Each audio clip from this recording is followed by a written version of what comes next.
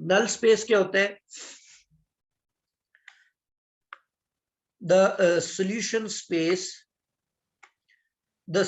space of the homogeneous system of equations AX is equal to 0.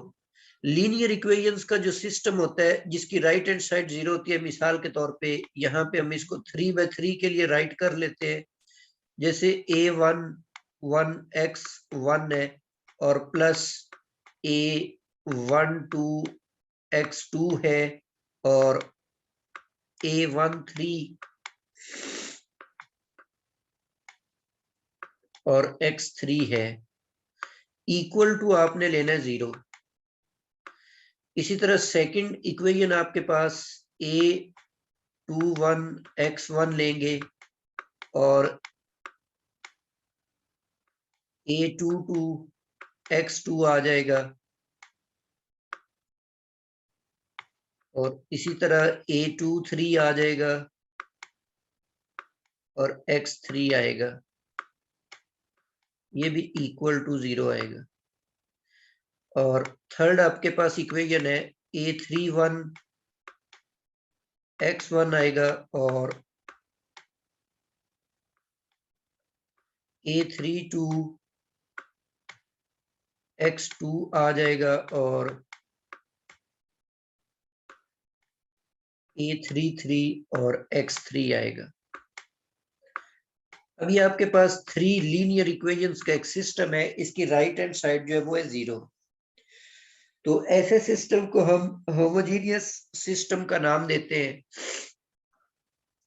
पीछे हमने एक theorem भी पढ़ा था कि जो होमोजेनियस सिस्टम होता है इसका जो सोल्यूशन होता है ना वो सब स्पेस होती है, और जो नॉन होमोजेनियस होता है उसका सोल्यूशन जो होता है वो लाजमी नहीं है कि सब स्पेस हो। अच्छा, इसका जो सोल्यूशन स्पेस होगी उसको हम नल स्पेस का नाम देंगे, is called null space of A. It is denoted by n of A. Null space of A is the subspace of Rn. यहां पर भी हमने इसको ऑर्डर जो है वो m क्रॉस n ही लिया हुआ है। तो अब इसके अंदर आप देखें कि जैसे ये मैंने सिस्टम लिखा है नीचे, तो इसको अगर आप मैट्रिसेस की फॉर्म में लिखेंगे तो A11 आ जाएगा और A12 होगा, A13 आ जाएगा फर्स्ट रो और सेकंड रो में A21 होगा, A22 आएगा और A23 आ जाएगा, और थर्ड रो में A31 होगा और A32 होगा और A33 आएगा। ये आपके पास एक मैट्रिक्स A बन गई है और यहाँ पर एक कॉलम वेक्टर आ जाएगा x1 x2 और x3 और इक्वल टू 0 0 आपके पास कॉलम वेक्टर आ जाएगा, नल कॉलम वेक्टर्स।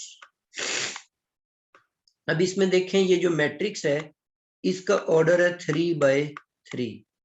यहाँ पर जो भी कॉलम वेक्टर होगा लाजमी तौर पर उसमें नंबर ऑफ रोज जो है वो 3 होंगी, कॉलम इसमें 1 है।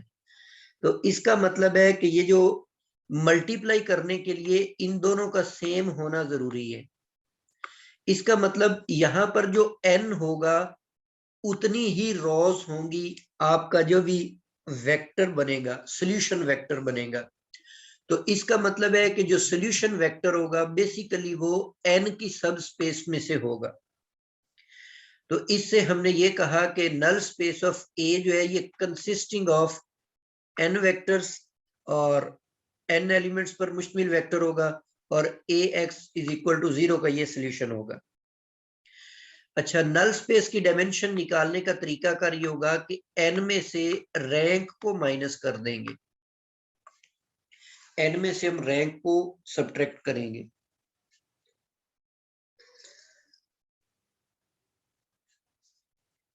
मिसाल के तौर पे नीचे एक एग्जांपल दी हुई है, इसकी आपने नल स्पेस फाइंड आउट करनी है। तो Ax इज इक्वल टू 0 लेते हैं, A की वैल्यू पुट करके इसको मैट्रिसेस की फॉर्म में राइट कर लेते हैं। اب ہم اس کو ایلیمنٹری رو آپریشنز کے ذریعے سے سولو کرتے ہیں ریڈیوس ایشیلون فارم میں چینج کر کے. تو یہ 1 2 3 6 آ گیا. اب فرسٹ اس کو -3 سے ملٹیپلائی کر کے تو اس میں سے سبٹریکٹ کر دیتے ہیں جس سے یہ بھی 0 ہو جائے گا اور یہ بھی 0 ہو جائے گا.